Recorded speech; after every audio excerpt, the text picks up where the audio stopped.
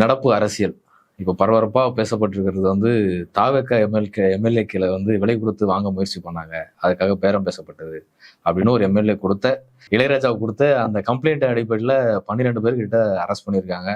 இப்போ சமீபத்தில் பத்திரிகையாளர் விஜயன் அவர் கூட கூப்பிட்டு போலீஸ் விசாரிச்சிருக்கு. என்ன நடக்குது, உண்மையிலே வந்து அப்படி ஒரு சம்பவம் நடந்ததா, இல்லை இவங்க வந்து மற்ற பிரச்சனைகளை டைவெர்ட் பண்றதுக்காக இந்த பிரச்சனையை மெயின் ஸ்ட்ரீம் கொண்டு வராங்களா? இல்ல, முதல்ல வந்து இந்த ஆட்சி கவிழ்ப்பு சதி அப்படின்றது இன்னைக்கு இல்லை. அவங்க ஆட்சி அமைப்பதற்கு முன்பே இதெல்லாம் சொன்னாங்க. நாங்க வந்து ஒருவேளை அதிமுகவும் திமுகவும் சேர்ந்து ஆட்சி அமைச்சிட்டாங்க அப்படின்னா நாங்க 80 பேரும் மொத்தமா 107 பேரும் மொத்தமா பதவி விலகுவோம் அப்படின்னு தகவல் வந்தது. அவங்க டிவிக்கே பொறுத்த வரைக்கும் அது தகவல் வெற்றி கழகம் அப்படின்னு நம்ம சொல்றாங்க இல்லையா, அந்த மாதிரி இப்படியான செய்திகள் வந்தது. ரொம்ப அதிர்ச்சியா புதிய தலைமுறை வந்து அதை லைவ்ல போட்டாங்க. திராவிட ஆட்சியை தொடர்வதற்கான முயற்சி நடக்குதா, அதிமுக திமுக கூட்டணி நடக்குதா அப்படிலாம். ஸோ இதுல எந்த ரகசியம் இருக்கிற மாதிரி தெரியல.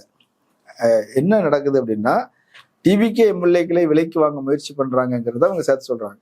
மற்றபடி திமுக அதிமுக சதி ஏதோ ஒண்ணு நடக்க போகுது, தப்பு நடக்க போகுதுங்கிற மாதிரி அவங்க சொல்றாங்க.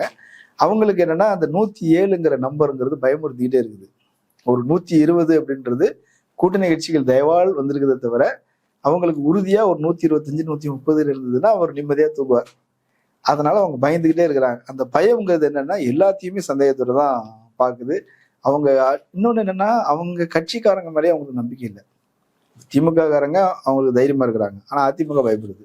ஆமா, ஏன்னா அதிமுக தானே டிவிகேக்கு போயிட்டே இருக்குது. அப்போ அதிமுக பயப்படுறதுல ஒரு நியாயம் இருக்குது. ஏன்னா அவங்க இழந்துகிட்டு இருக்கிறாங்க, அவங்க அதிகாரத்துல இல்லை. டிவிக்கு அதிகாரத்துல இருக்குது. அதிகாரத்தில் இருக்கிற கட்சி தான் குதிரை பேரம் நடத்த முடியும்.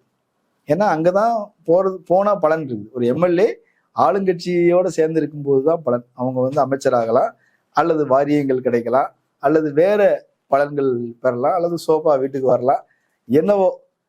ஆனா அதிகாரத்தில் இல்லாத ஒரு கட்சி, ஒன்றிய அரசோடும் அதுக்கு பயம் இருக்குது, பிரச்சனை இருக்குது. இன்னொரு ஒன்றிய கட்சி ஒன்று இருக்குது காங்கிரஸ். அதோட வாக்கிய தகராறு வரப்பு தகராறுன்னு இது பெருசாயிருச்சு. கூட்டணியில இல்லை, எதிராக இருக்கிறாங்க, தனிமைப்பட்டு போயிருக்கிறாங்க.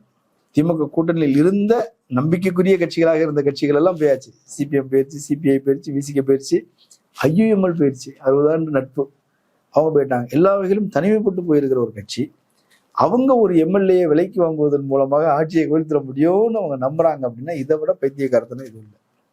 அப்ப இதை ஏன் மறுபடியும் சொல்றாங்க அப்படின்னா, டிவிகே அரசு எல்லா வகையிலையும் தோத்து போயிடுச்சு. நான் பார்த்த வகையில சொல்றேன், எந்த ஒரு கவர்மெண்டா இருந்தாலும் சரி, குறைஞ்சது ஒரு 6 மாசத்துக்கு வந்து அவங்க வந்து எப்படி இருப்பாங்க அப்படின்னா, புதுசா கல்யாணமான தம்பதிகள் இருப்பது போல அரசும் ஆளுங்கட்சியுமா இருப்பாங்க. ரொம்ப உற்சாகமா இருப்பாங்க. அந்த திட்டம், இந்த திட்டம், அது சொல்றோம், இது சொல்றோம் அப்படின்னு அறிவிப்புகள் வந்தவொன்னும் இருக்கும். இப்ப நம்ம போன திமுக ஆட்சியை பார்த்துருக்கிறோம், 2011 அதிமுக ஆட்சியை பார்த்துருக்கிறோம், 2006 ஆட்சியை பார்த்துருக்கிறோம். கலர் டிவி, 2 ரூபா அரிசி, அப்புறம் 1 ரூபா அரிசி. அதுக்கு முன்னாடி 1996 அந்த காலகட்டத்தை பார்த்துருக்கிறோம். 1989 பார்த்துருக்கிறோம். 89ல தான் அந்த இலவச கண் சிகிச்சை அப்படிங்கிறது, முட்டை போடுறது, இதெல்லாம் இந்த மாதிரி அறிவிப்புகள்னு இருக்கும். புதுசு புதுசா ஒன்று செய்வாங்க. நிறைய பேர் ஐடியா வச்சிருக்கிறவங்களாம் அரசை போய் சந்திப்பாங்க, அதை ஆலோசனை செய்வாங்க, இப்படி செய்யலாம் அப்படி செய்யலாம். இந்த கவர்மெண்ட் வந்து மொத்தமாவே அப்படி இல்லை. அதுதான் அவங்க ஒரு காரணம் வச்சிருக்காங்கல்ல. இப்ப அவங்க சொல்றாங்க திமுக ஆட்சி வந்து இது கஜானாவை மொத்தமா வாஷ் அவுட் பண்ணிட்டு போயிட்டாங்க. சரி, அப்படின்னா அதிமுக ஆட்சி கஜானாவில் எல்லாத்தையும் சேர்த்து வச்சுட்டு போச்சா? திமுக வரும்போது ஏதோ கொஞ்சம் விட்டு போயிருந்தாங்க. இல்லையே, திமுக ஆட்சிக்கு வரும்போது 5.25 லட்சம் கோடி கடன். அதை தாண்டி இன்னொரு பிரச்சனை இருந்தது, கொரோனா அப்படின்ற ஒரு பிரச்சனை. அது எதை நோக்கி நாட்டையே உலகத்தையே கொண்டு போகணும்னு தெரியாது. பங்குச்சந்தை வீழ்ச்சி, பொருளாதார வீழ்ச்சி, எல்லாமே வீழ்ச்சி. பத்திரப்பதிவு நடக்க பண்ணது, பிசினஸ் நடக்க பண்ணது, கடைகள் மூடி கிடக்குது, உற்பத்தி நின்று கிடக்குது, மொத்த வருவாயும் முடங்கி இருக்கிற ஒரு காலகட்டத்துல பொறுப்பேற்குது திமுக அரசு. தமிழ்நாட்டின் ஜிடிபின்னு தேசிய அளவில் சொல்றாங்களே, இது ஸ்டேட்டுடைய ஜிடிபின்னு வச்சுக்கலாம். ஜிஎஸ்டிபி 3% வீழ்ச்சி அடைஞ்சிருக்குது. 3% வீழ்ச்சி அடைஞ்சிருக்குது 7%. அப்போ பெரிய வீழ்ச்சி. இதுல இருந்து நம்பிக்கையோட ஒரு கவர்மெண்ட் வேலை செஞ்சிருக்குதே, அது எப்படி சாத்தியமாச்சு? ஏற்கனவே ஆட்சியில இருந்தவங்க, அவங்க புதுசா வந்து அரசியல்ல ஏற்கனவே இருந்தவங்க, ஆட்சியில ஏற்கனவே இருந்தவங்க, அவங்க கட்சி ஆட்சியில இருந்ததுங்க. அதிகாரி தொடர்ந்து இருக்கிறவங்க தானே. இப்ப எந்த ஒரு ஆளுங்கட்சியாக இருந்தாலும் சரி, அவங்களே சிந்திச்சு செய்யறது இல்லை. அவங்க கொடுத்த வாக்குறுதின்னு ஒண்ணு இருக்கும், அது எப்படி இம்ப்ளிமெண்ட் பண்றது அப்படின்னு அதிகாரிகள்கிட்ட கேட்பாங்க. தலைமைச் செயலாளர் இருப்பார், முதலமைச்சருடைய தனிச் செயலாளர் இருப்பார், ஒவ்வொரு துறை சார்ந்த முதன்மை செயலாளர்கள் இருப்பாங்க, அறிவுஜீவிகள் இருப்பாங்க, பொருளாதார நிபுணர்கள் இருப்பாங்க, பொருளாதார ஆலோசகர்கள் இருப்பாங்க. அவங்களை ஹையர் பண்ணுவாங்க, டிஸ்கஸ் பண்ணுவாங்க. மொத்தமா வரவு எவ்வளோ, மொத்தமா செலவு எவ்வளோ, இப்போ கூடுதலா நமக்கு எவ்வளவு தேவைப்படுது, இப்போ வருவாயை இன்க்ரீஸ் பண்ணணும்னா என்னென்ன செய்யணும், அதை திட்டமிடுவாங்க. இப்போ ஜெயலலிதா ஏன் மணல் குவாரி எல்லாம் அரசுடைமை ஆக்குனாங்க? மணல் அள்ளுறதுங்கிறது முன்னாடி தனியார் செஞ்சுட்டு இருந்தாங்க இல்லையா? அது அரசு கட்டுப்பாட்டில் ஏன் கொண்டு வந்தாங்க?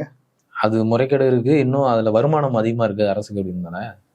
முக்கியமான காரணம் என்னன்னா, அவங்க மிக்சி, கிரைண்டர், இது அப்புறம் ஃபேன், டேபிள் ஃபேன் இதெல்லாம் தரேன்னு சொல்லியிருந்தாங்க.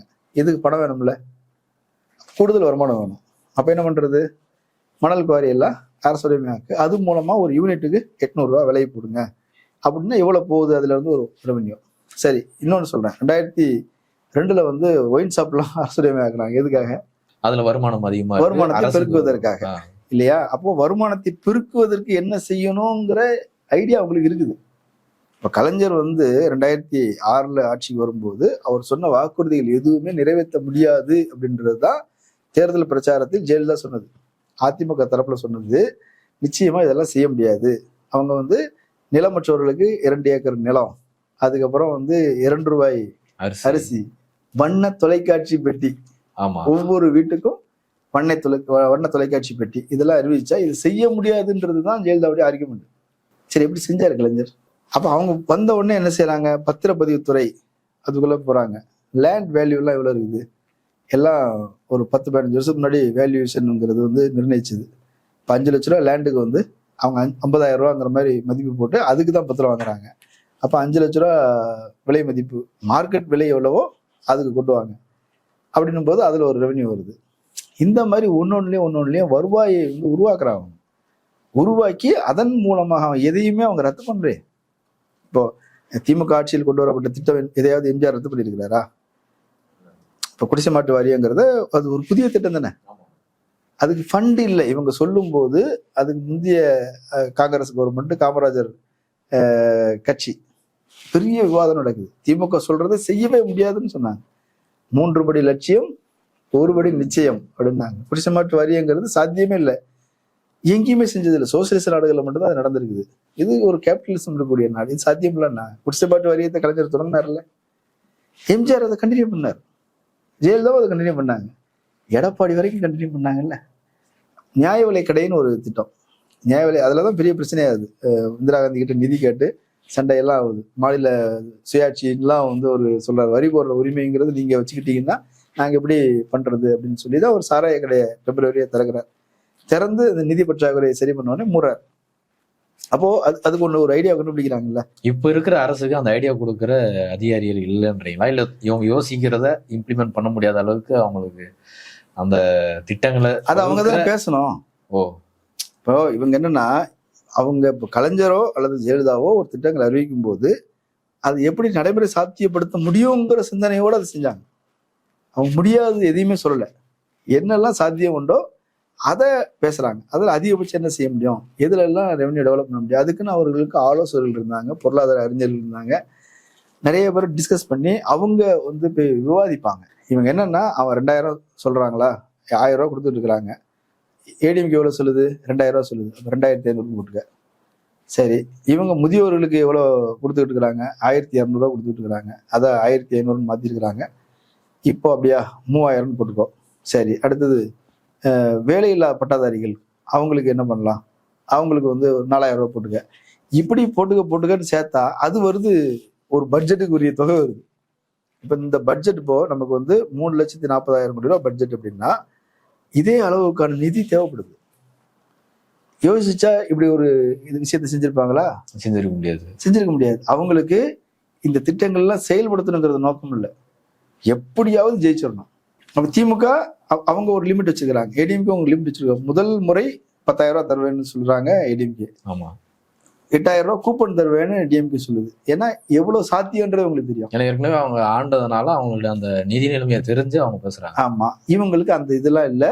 இவங்களுக்கும் ஆலோசனை சொல்றதுக்கெல்லாம் ஆட்கள் இருந்திருப்பாங்க. விஜய் கூப்பிட்டா வரமாட்டேன்னு சொல்ற மாதிரிலாம் நிலைமை இல்லை. காசு கொடுத்தா யோசனை சொல்வதற்கு கன்சல்டிங் தான், தப்புலாம் ஒன்றும் இல்லை, சொல்றதுக்கு ஆட்கள் இருக்கிறாங்கல்ல.